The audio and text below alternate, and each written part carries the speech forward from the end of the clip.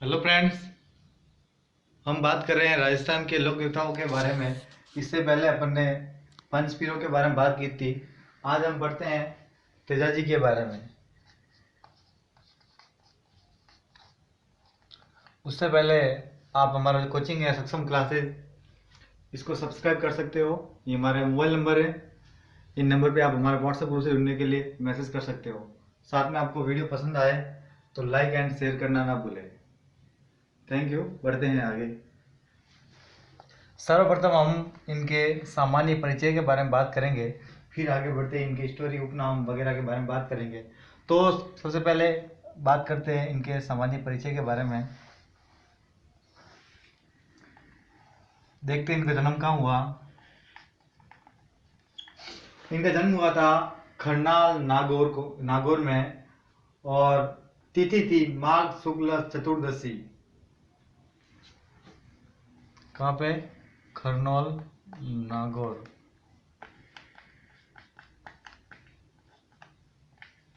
माघ शुक्ल चतुर्दशी,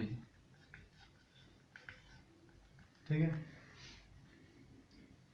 और सन था 1130 ईस्वी। वैसे ये इम्पोर्टेंट है नहीं आपको याद रखने, फिर बता देता हूँ आपको। और 29 जनवरी 1074 ईस्वी में कहते हैं गुरुवार को हुआ था, लेकिन ये इम्पोर्टेंट नहीं है। इम्पोर्टेंट यही है, खंडोल नागौर में माघ शुक्ल चतुर्दशी को। इनके पिताजी की बात करें तो इनके पिताजी का नाम था ताहड़ जी। ताहड़ जी। माता का नाम था राजकुंवर। पत्नी थी पेमल, ठीक है। और बहन थी राजल। धर्म बहन थी लाछा गुजरी।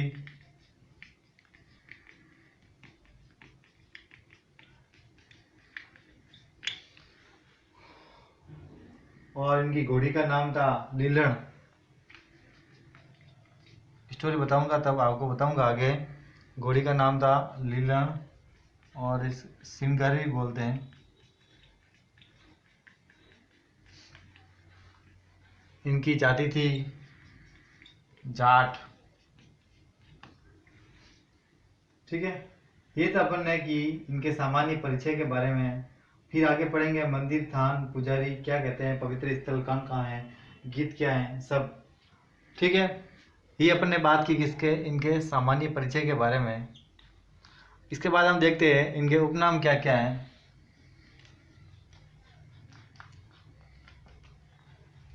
तो मित्रों, ये है गोरक्षक लोक देवता। एक उपनाम है गोरक्षक, गायों के रक्षक की थी। आगे बताऊंगा मैं आपको स्टोरी के अंदर क्यों नाम पड़ा गोरक्षक लोक देवता। नागों के देवता बोलते हैं, तो नागों के देवता क्यों बोलते हैं वो भी आगे बताऊंगा। आप हमारे साथ जुड़े रहिए।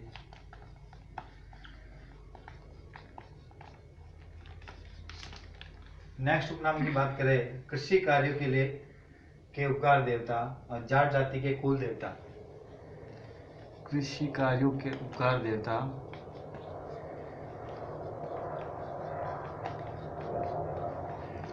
और बोलते हैं जाट जाति के आराध्य देवता।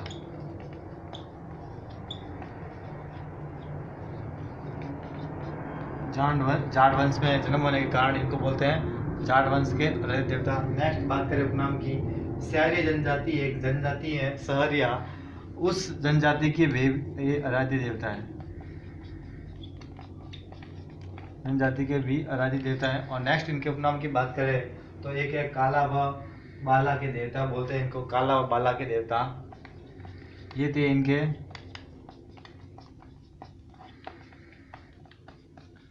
उपनाम। फिर अपन बात करेंगे एक एक करके, फिर स्टोरी के बारे में देखेंगे आगे। इनका जो पुजारी है, पुजारी वो कहलाता है घोड़ला। घोड़ला इनका पुजारी कहलाता है। जब क्या होता है कि सर्पदंश किसी को होता है, सब काटता है, तो इनके क्या जाड़ा लगाते हैं, मारवाड़ी में बोल जाड़ा। तो इन उसे बोलते हैं गोडला। ठीक है, उसका उपचार करता है। मंदिर को बोलते हैं थान, इनका मंदिर होता है उसे बोलते हैं थान। ठीक है, बढ़ते हैं आगे। और पवित्र स्थल, तो तीर्थ स्थल है वो है बांसी दुगारी गांव बूंदी के अंदर। इनका पवित्र तीर्थ स्थल कहाँ पे है तो वो देखते हैं। एक बांसी दुगारी गांव बूंदी के अंदर। ठीक है, आगे देखते हैं। इनके जो गीत है उसे बोलते हैं तेजा टेर। गीत को बोलते हैं तेजा टेर। क्या बोलते हैं गीत, जब किसान क्या करते हैं खेतों की बुआई करते समय तेजा जी के गीत गाते हैं उसे क्या बोलते हैं तेजा टेर। ठीक है, उसके बाद हम बात करते हैं इनकी मृत्यु के बारे में, आगे बात करेंगे स्टोरी के रूप में ही। ठीक है, तो बढ़ते हैं आगे। तो मित्रों क्या हुआ, तेजा जी थे, इनकी शादी हो गई थी बचपन में ही। तो टेम्बल है ना इनके पैर में ही थी। उस टाइम पे तेजा जी खेत में खेती करते थे तो इनकी भाभी थी हमेशा इनके भात लेके जाती थी खेत के अंदर। फिर हमेशा ऐसे जाती थी। एक दिन क्या हुआ कि भात लेके जा रही थी, दो तीन औरतों ने उनको रोक के कहा कि ऐसे क्यों हमेशा हमेशा ऐसे अपने देवर की सेवा कर रही है, उसको बोल उसकी शादी हो गई है, उसको इतना ही जरूरत है तो उसकी पत्नी को लेके आ जाए। तो फिर वहां जाके गई और नाराज हो गई। तो तेजा जी ने पूछा कि भाभी जी आप नाराज कैसे हो, आज सही से बात नहीं कर रहे हो। तो उन्होंने कहा कि इतनी जरूरत हो और भी खाना भी ठंडा हो गया था कि लेट कैसा आया, ऐसा कुछ कहा था। तो उन्होंने कहा इतनी जरूरत हो तो आपकी पत्नी है, शादी हो गई आपकी, लेके आ जाओ वहां से। तो फिर तेजा जी वहां से रवाना हुए उनके कहने पर। वहां पे गए तेजा इनके पत्नी पेमल देव के गांव। और वहां मिलने के बाद वो एक इनकी बहन थी, बोलते कि यही बहन लाचा गुजरी, और इनके घर रुके। फिर पता चला इनको कि इनकी गाय है जो लुटेरे, जो मेर मीणा जाति के लोग सिरोही के, वो इनकी गाय को लेके चले गए। किसकी, लाचा गुजरी की। फिर वो गायों की रक्षा के लिए गए। तो रास्ते में जा रहे थे तो उस टाइम क्या था कि सांप जल रहा था आग के अंदर। फिर उन्होंने अपने भाले से सांप को बचाया। तो सांप ने कहा कि मैं जल रहा था, मुझे मुक्ति मिल रही थी इस जन्म से, और मुझे बचाए क्यों, इसका क्या क्या तुझे प्रायश्चित करना पड़ेगा। तो फिर उन्होंने कहा कि पहले जो मेरी बहन है उनकी गायों को मेरी जाति के लोग चुरा के लेके गए, पहले उनकी रक्षा करूंगा, उनको बचाऊंगा, फिर आप जो आपको सजा देनी है वो दे सकते हो। ठीक है, तो फिर उस टाइम गए, वापस आए फिर। और पूरे शरीर तीर से बिंधा हुआ था, पूरा शरीर, कई जगह नहीं थी डसने के लिए। तो सांप ने कहा कि भाई अब छोड़, आप अपना वचन निभा दिया तो जाने दे, अब कोई नहीं। तो तेजा जी ने कहा कि नहीं, मैंने वचन दिया था, मैं वचन को जरूर पूरा करूंगा। उसके बाद इन्होंने अपनी जीभ बाहर निकाली और जीभ पे वो सांप डसा। तो ये इस प्रकार वहां पे इनकी मृत्यु हुई। और मृत्यु वाला स्थान था वो था सुरसुरा अजमेर। मृत्यु हुई थी उस जगह का नाम था सुरसुरा अजमेर। ठीक है, मृत्यु की बात हो गई। और मृत्यु का समाचार इनकी घोड़ी थी जिनका नाम था लीलर या सेनगारी, ये मृत्यु का समाचार लेके गई थी। इतना समझ में आया गया होगा आपको। आगे बात करते हैं मुख्य मंदिरों की। मुख्य मंदिर की बात करें तो आपको दिख रहा है, जहाँ जन्म हुआ तो वहां पे एक मंदिर, तो कहाँ पे, खन्नौर नागौर के अंदर। और यहाँ मेला लगता है भाद्र शुक्ल दशमी, जिसे बोलते हैं तेजा दशमी। भाद्रपद शुक्ल दशमी। ठीक है, ये मेले की बात हो गई। और तेजा जी का एक पशु मेला लगता है, ये वेरी वेरी इंपॉर्टेंट है, एग्जाम में आता रहता है। वो कहाँ लगता है, परबतसर नागौर के अंदर लगता है।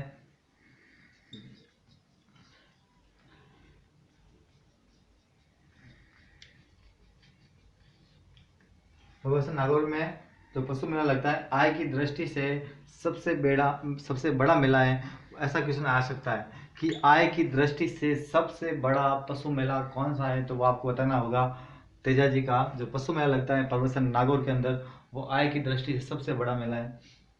और अन्य मंदिरों की बात करें तो इनका मंदिर बना हुआ है एक अजमेर बना हुआ है, जहाँ पे इनका सर्प ने डसे थे उनको, वहाँ जगह पे सदरिया अजमेर। ठीक है।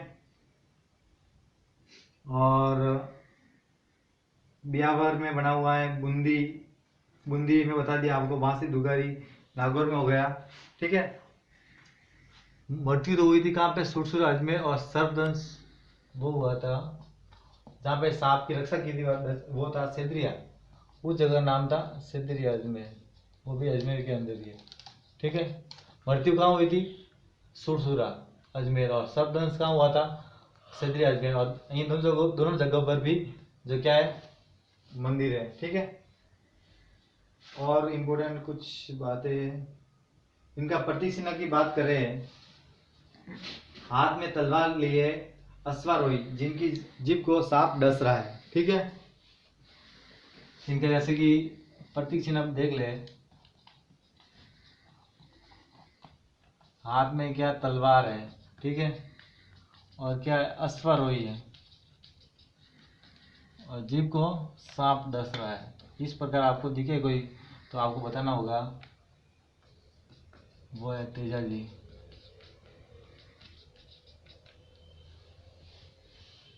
लगभग जो इम्पोर्टेंट बातें थी वो बता दी।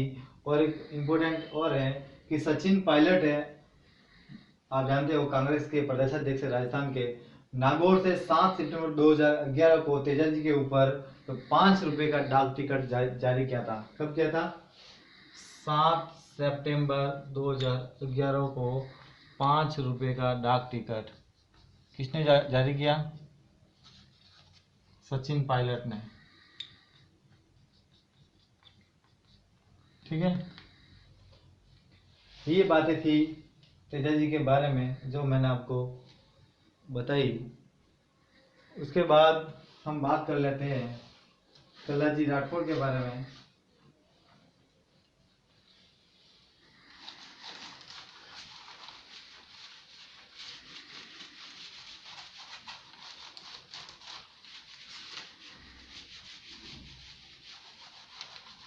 आप हमारे प्ले लिस्ट में जाके राजस्थान की नदियाँ, राजस्थान का भूगोल जो भौगोलिक स्वरूप के बारे में बताया हुआ है, नदियों के बारे में बताए हुए है, मारवाड़ का इतिहास के बारे में बताया हुआ है, आप वहाँ से प्ले लिस्ट में पूरे वीडियो डाले हुए आप वहाँ से देख सकते हो। अब बात करते हैं कल्लाजी राठौड़ के बारे में। इनके बारे में तो आपने सुना ही होगा, जब मैंने मारवाड़ का इतिहास पढ़ाया था उस टाइम भी, और किले बढ़ाए थे उस टाइम इनका जिक्र किया था। तो बढ़ते हैं आगे, सबसे पहले अपने सामान्य परिचय के बारे में बात करते हैं, इनके जन्म के बारे में बात करते हैं। इनका जन्म हुआ था मेड़ता सिटी नागौर, और गांव था सामियाना, सामियाना मेड़ता सिटी नागौर के अंदर। ठीक है फ्रेंड्स, फिर देखते हैं आगे। इनके पिताजी का नाम था आस सिंह राठौड़, कहीं मिलता है अचल सिंह राठौड़।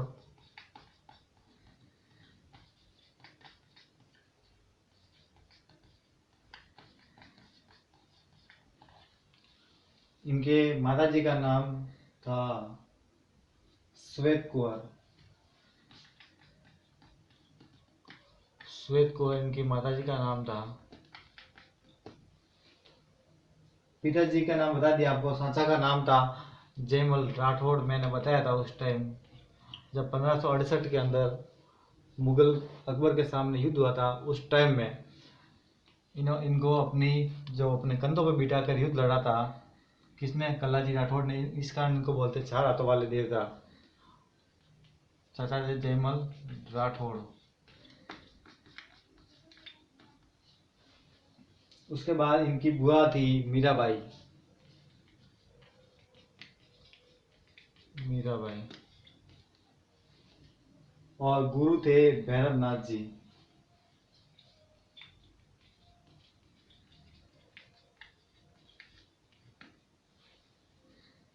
इनके आराध्य देवता देवी थी चामुंडा माता।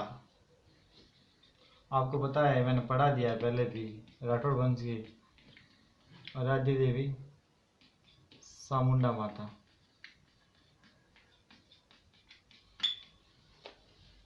उसके बाद इनकी छतरी बनी हुई है चित्तौड़गढ़ भैरवपोल में। मैंने बताया था जब आपको चित्तौड़गढ़ का किला पढ़ाया था, तो वो सब वही रिपीट हो रहे हैं, बस एक बार आपको वीडियो देखना है। उसी के अंदर बार बार आपको वीडियो में मिलते रहेंगे, एक दूसरे से कनेक्ट होते हुए। छतरी कहाँ पे है? चित्तौड़गढ़ के अंदर। और मैंने बताया था कि भैरव पोल 7 पोल है वहाँ पे, उनके बारे में डिटेल से बताया मैंने आपको, वहाँ देख सकते हो आप चित्तौड़गढ़ किले के बारे में। कहाँ में? भैरव पोल में। कला। और ये तो हो गए अपने सामान्य परिचय के बारे में बात कर ली हमने। उसके बाद हम देख लेते हैं, और कुल देवी आपको पता है कि राठौर वंश की कुल देवी कौन सी है? नागणेची माता। तो वो कुल देवी हो गई। और उपनाम की बात करें इनके इनके उपनाम की बात करें तो इनके उपनाम है केहर, योगी, कमध्वज, चतुर्भुज, शेषनाग का अवतार। क्या क्या है? केहर, चतुर्भुज,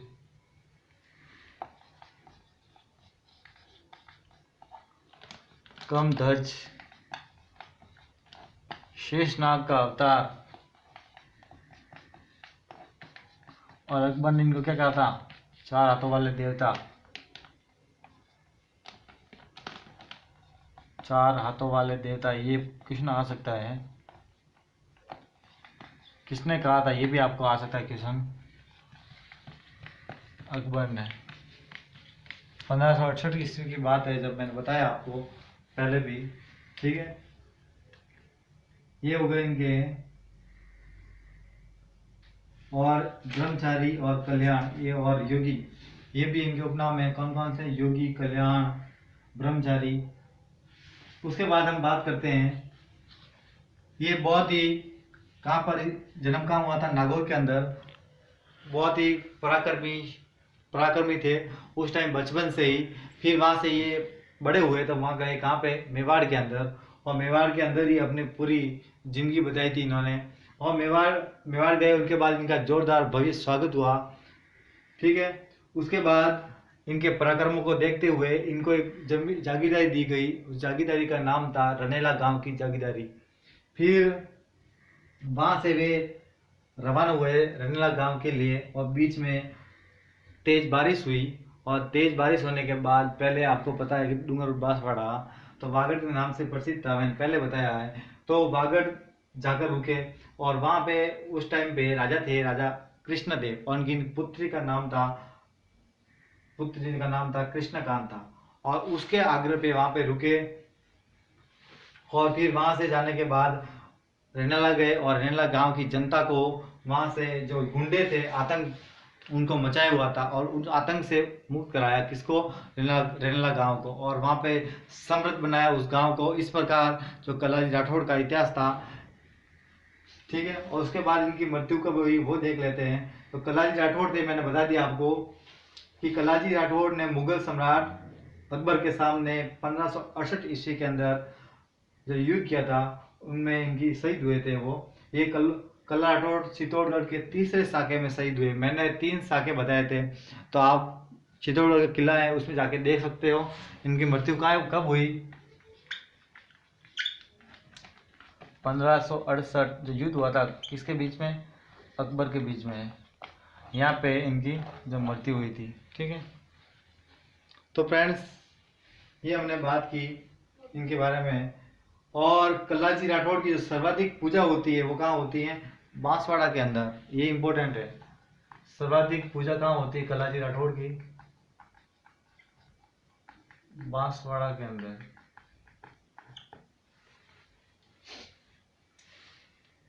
एक गांव है डूंगरपुर के अंदर, सामल्या गांव। वहां पे काले पत्थर की मूर्ति की पूजा होती है। किनकी? कल्लाजी राठौड़ की।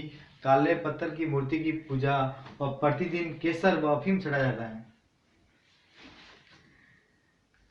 सामेला गांव, डूंगरपुर। यहाँ पे इन काले पत्थर की मूर्ति की पूजा।